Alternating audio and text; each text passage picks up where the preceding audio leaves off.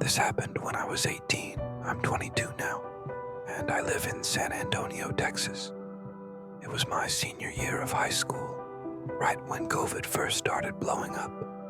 Everything shut down, including school. Even though we were all supposed to stay home and quarantine, my friend group and I were actually going out more than ever. There wasn't much to do since all the non-essential places were closed, but one thing about me, I love urban exploring, especially haunted spots. Still do.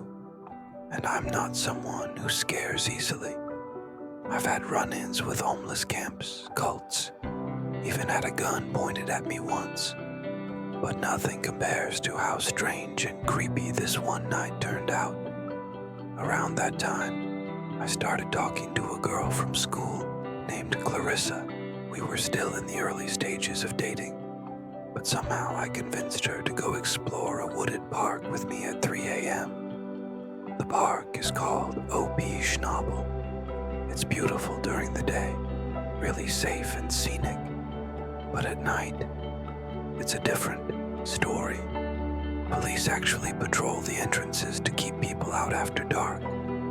In fact, back in 2016, a woman named Lauren Bump was brutally murdered there, and in 2021, a boy was shot while exploring those same woods. So, Clarissa and I get there around 3 a.m. It's pitch black. The trees were so thick, they completely blocked out the moonlight. I don't like using a flashlight when I explore. It ruins your night vision and makes you stand out from far away. So we kept them off.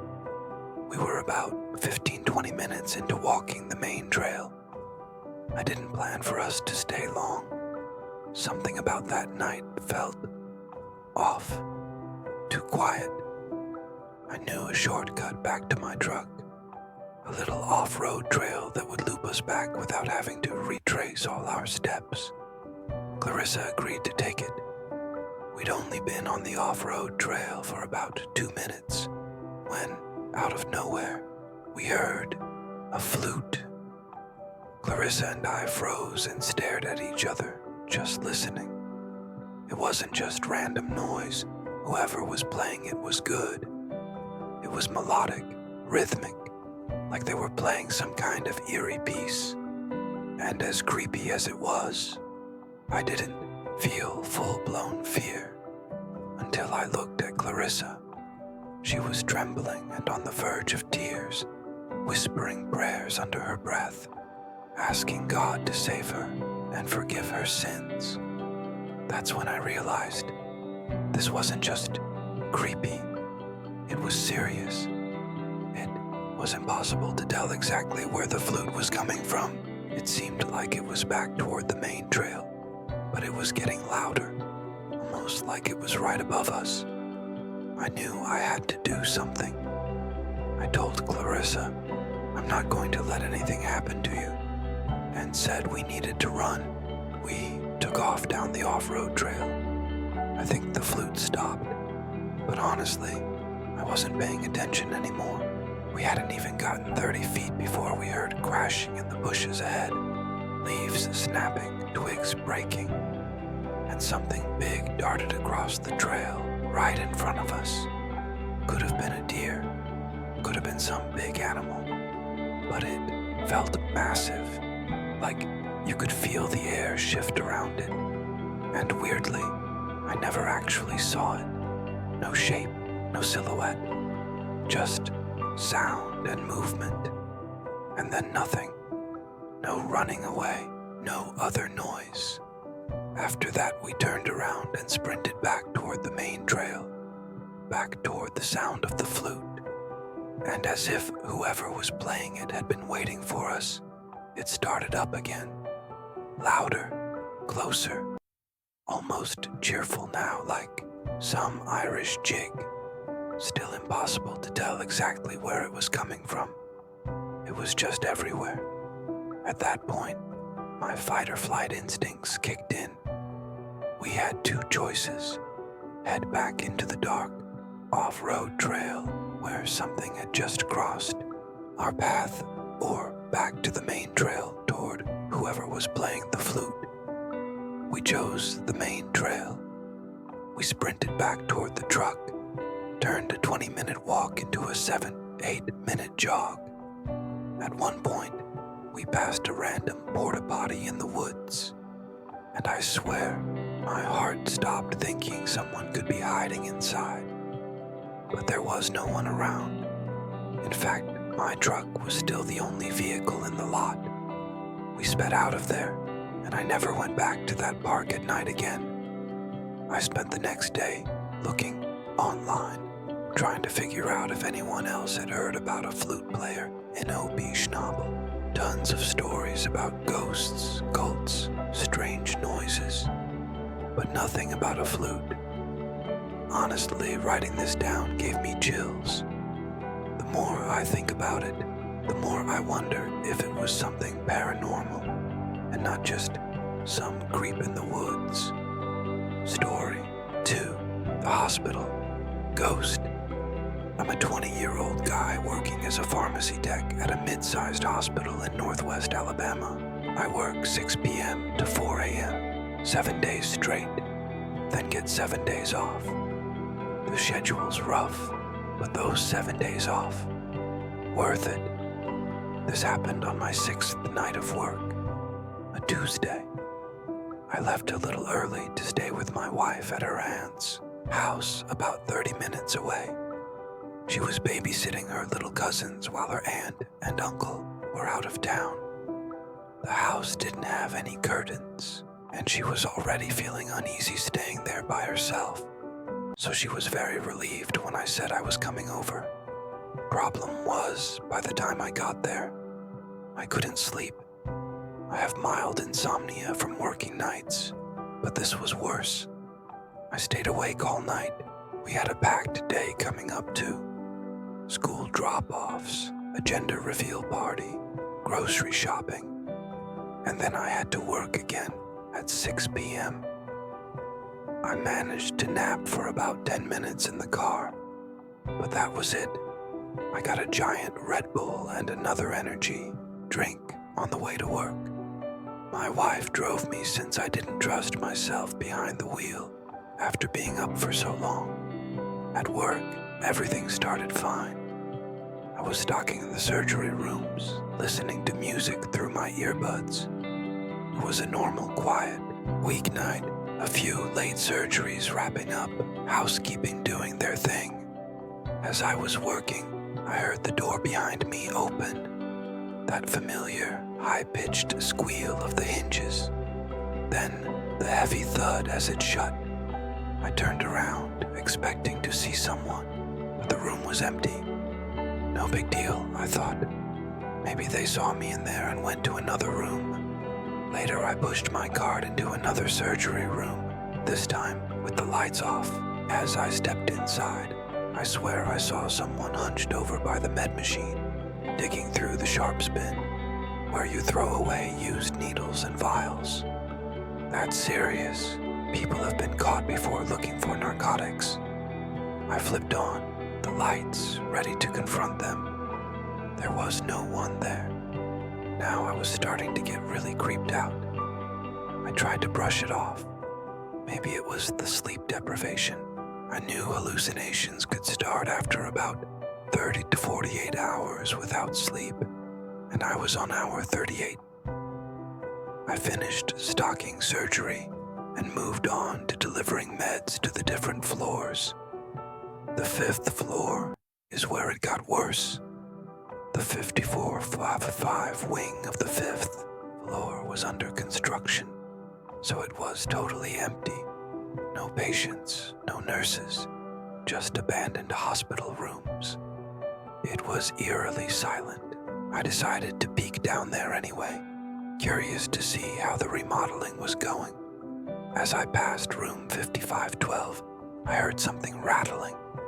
I looked in and saw an old man convulsing violently on the bed, blood pouring from his eyes, nose, and mouth. He was making these awful zombie-like groans. The monitor beside him was going crazy with alarms. My heart dropped. I ducked back behind the doorframe panicking. Then I realized I had to help. I stepped back into the room. The bed was clean. The monitor was off. No sign anyone had been there at all. I bolted back toward the elevators. As the doors opened, an old man wearing a hospital security uniform stepped inside. He smiled at me, patted my shoulder as he passed. It was the same man I'd just seen seizing and bleeding out. He rode the elevator up to the 5th floor. I didn't even push a button. But a few minutes later, the same elevator came back down, completely empty. I spent the rest of my shift huddled in a chair, just waiting for my wife to pick me up. As I left the hospital, I glanced up at the 5th floor window. There he was again, watching me. I live with my boyfriend in a house that he owns.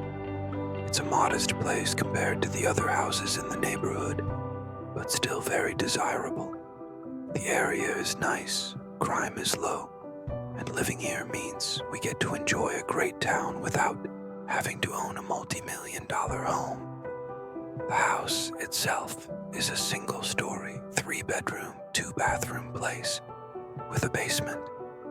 We're tucked away on a very quiet block with only 8 houses total, and thanks to the curve of the street, when we step outside, no house faces directly toward ours. It gives us a lot of privacy. Further down the block, there's a small wooded area. Last October, my boyfriend M was away in Vegas for a bachelor party, leaving me alone from Thursday through Monday. Friday after work, I invited a few friends over for a wine night.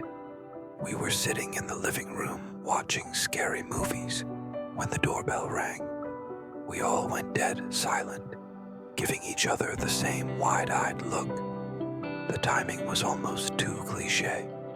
The doorbell ringing late at night during a horror movie. It didn't even feel real. I got up quietly and tried to sneak a look through the window, but I couldn't see anything. There's only a tiny glass panel at the top of the door, so I peeked through it, even though we had 4 cars in the driveway, making it obvious someone was home. I didn't see anyone standing there.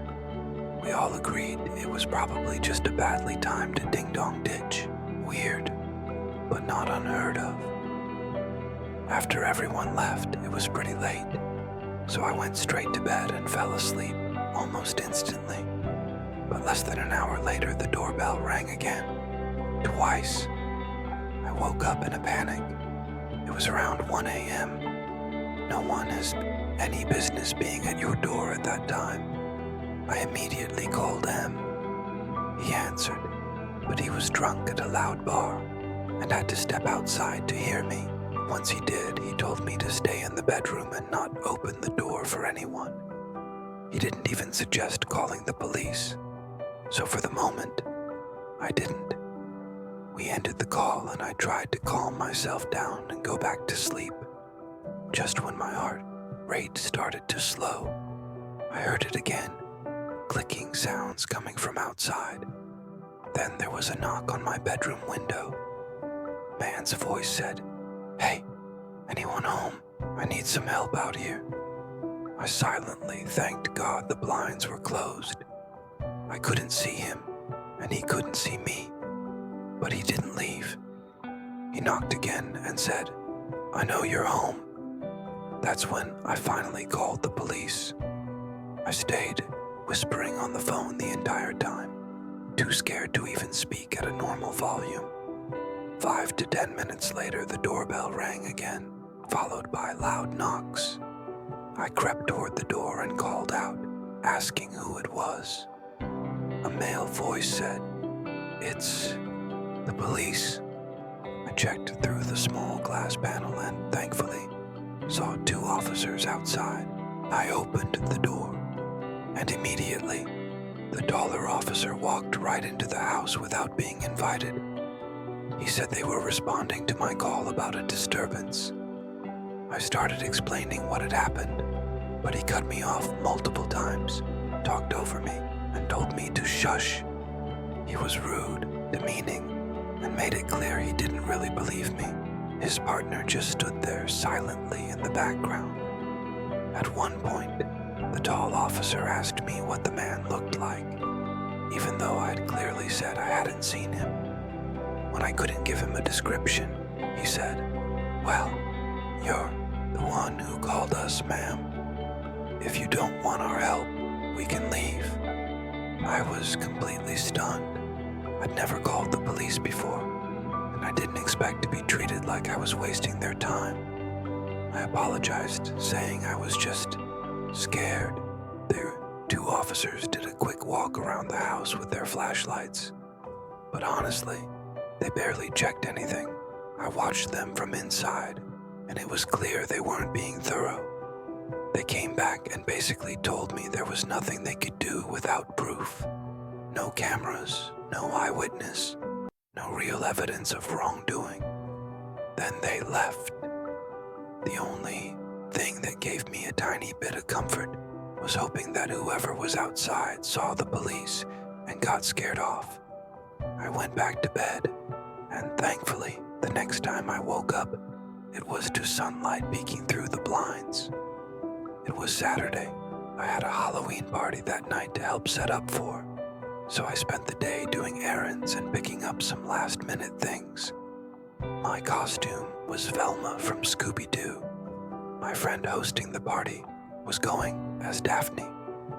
The party started around 9 p.m., and it was in full swing by 10:30. I ended up staying pretty late, leaving a little after 1 a.m. I was totally fine to drive. I'd only had a few beers early in the night. When I got home, I immediately felt a draft in the house. I set my stuff down on the dining room table and realized a window was wide open. I shut it, confused, trying to remember if I had opened it before I left. Then, as I was brushing my teeth, I noticed something else. The basement door was wide open. I froze.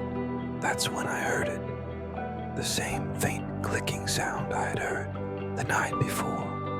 But this time, it was coming from the basement. I crept toward the stairs. When I got to the top and looked down into the pitch-black basement, the clicking stopped. And then, from the darkness below, I heard a man's voice say, "You're finally home." I slammed the basement door shut and bolted outside with my phone. I ran to my neighbor's house, banging on his door until he answered. From the safety of his living room, I called the police. Unfortunately, it was the same two officers who showed up again. This time, my neighbor stayed with me while I spoke to them, and I think having a witness around made a difference. The taller officer wasn't nearly as rude. They did another search of the house, and this time, I personally walked them through every room, every closet, every hiding place I could think of. I was tearing the place apart while on the phone with my still drunk boyfriend the whole time. When I was finally sure the house was empty, I packed a bag and went to stay at my sister's until Em came home.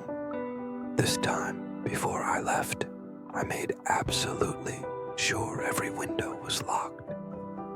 We still live in that house today, but for months afterward, I refused to stay alone there. Even now, I sometimes wake up in a panic from nightmares, or I hear knocks at the window again. If there's one thing I learned from all this, if you have windows that someone could crawl through, even if they're closed, make sure they're also locked. Always.